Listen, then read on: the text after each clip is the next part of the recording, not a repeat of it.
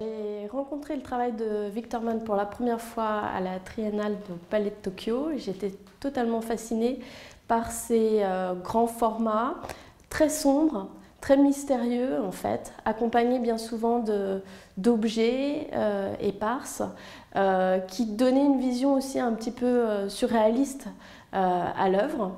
Et je suis allée le voir à Berlin, dans un de ses ateliers. Et là, j'ai découvert son travail, qui est un travail très méticuleux, à l'huile, sur des supports qu'il fabrique lui-même, donc une sorte de carton qui est à opérer des sortes de concordances aussi temporelles entre ce passé, ce présent, prendre une image actuelle mais en même temps lui donner une autre épaisseur, c'est également ce que l'on retrouve chez lui.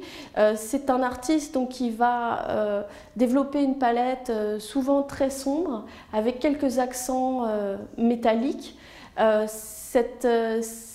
Ces accents métalliques sont parfois là pour réveiller la peinture, pour attirer, comme un papillon de nuit qui serait attiré vers la lumière.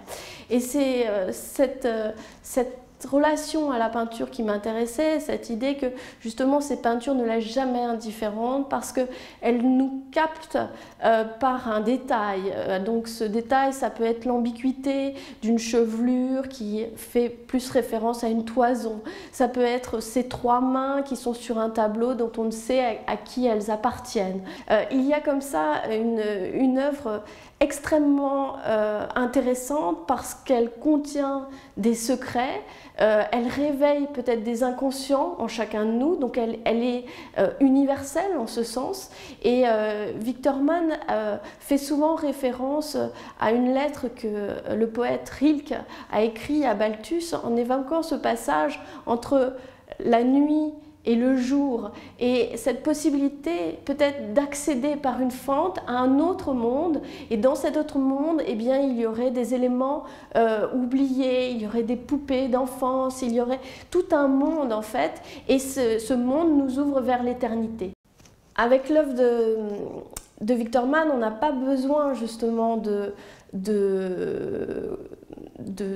d'accompagnement. C'est une œuvre qui parle d'emblée. Je me souviens pour Vertige de la peinture, lorsque j'ai demandé aux élèves ou aux visiteurs qu'est-ce qui les saisissait avant tout, c'était cette tête en fait, parce que cette tête en plus elle émerge du noir et elle est d'autant plus troublante qu'effectivement elle a cette ambiguïté dont on ne sait si c'est un être humain, un animal, et donc la peinture, elle parle d'elle-même pour ça. Il n'y a pas besoin d'accompagnement, de médiation pour rentrer dans cette peinture. C'est ça qui est extrêmement troublant.